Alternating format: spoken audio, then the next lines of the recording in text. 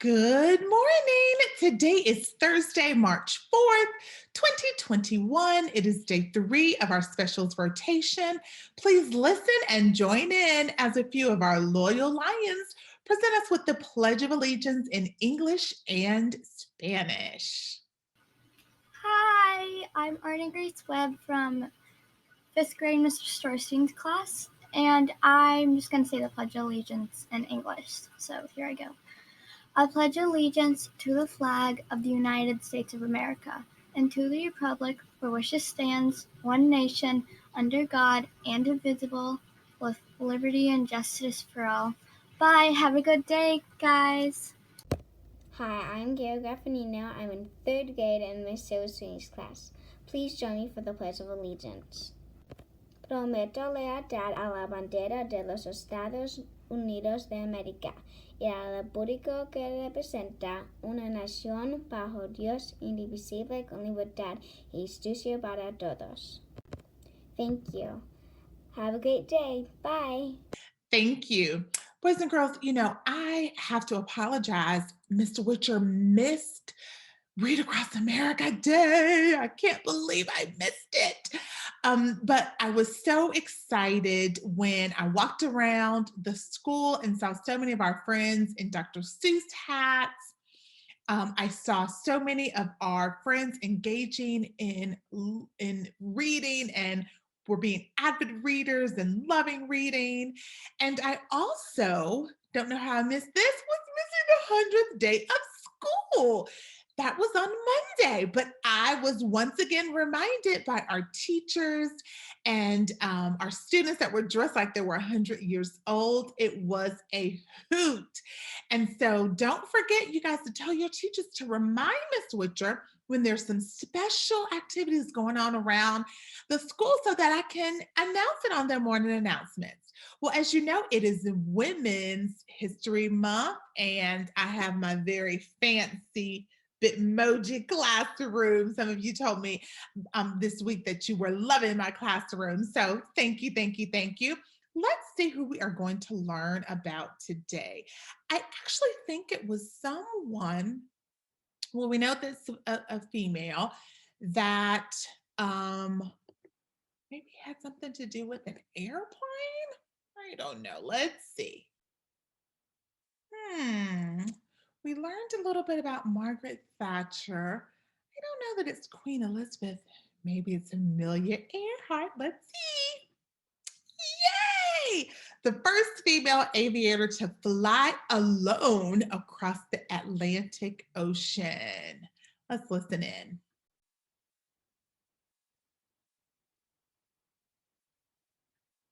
Thanks for stopping by. For another one of our history lessons, it's time to have fun learning about an amazing woman in history named Amelia Earhart.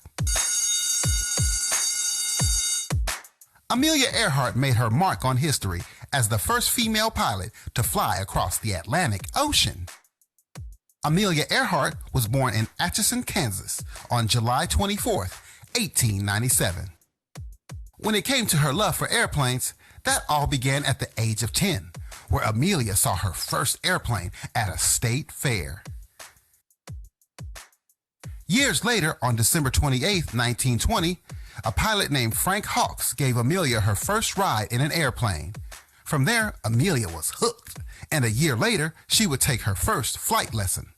This is where the first woman to run her own aviation business, Netta Snook, gave Earhart flying lessons at Kenner Field near Long Beach, California in 1921. On June 17, 1928, she departed from Newfoundland with 2 pilots named Wilmer Bill Stoltz and Lewis E. Slim Gordon. This is when she would make history, where, after approximately 21 hours and 44 minutes, Amelia Earhart became the first woman to fly across the Atlantic as a passenger. After returning home to the U.S., Amelia Earhart was greeted with a ticker tape parade and a chance to have a reception with President Calvin Coolidge. Earhart also earned the nickname Lady Lindy, which was something like the name Lucky Lind, a nickname for Charles Lindbergh. Now, on May 20th, 1932, Earhart would take off from Harbor Grace, Newfoundland, to make history, becoming the first woman to fly across the Atlantic Ocean solo where she would successfully land in Londonderry, Northern Ireland. Also, Amelia Earhart became a trendsetter in fashion in 1932. She developed her own clothing line, and that was featured in Vogue. Another important trip that Amelia Earhart made was from Honolulu, Hawaii to Oakland, California.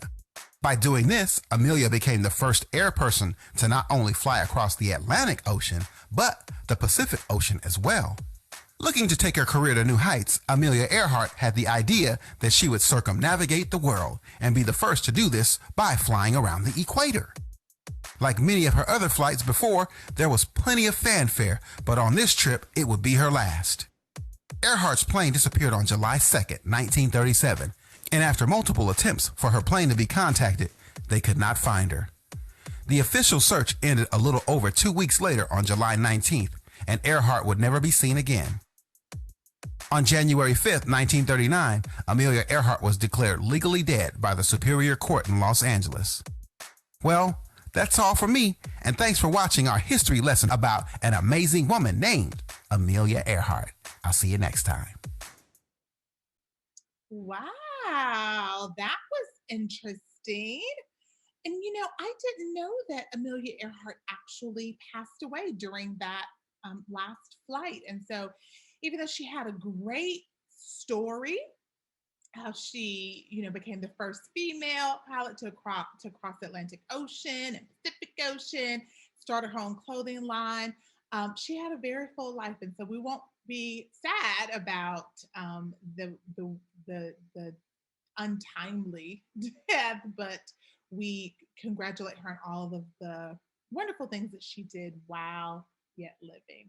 And so, boys and girls, I hope that you have enjoyed the morning announcements. Thank you, as always, for joining me. We look forward to seeing you in your classrooms.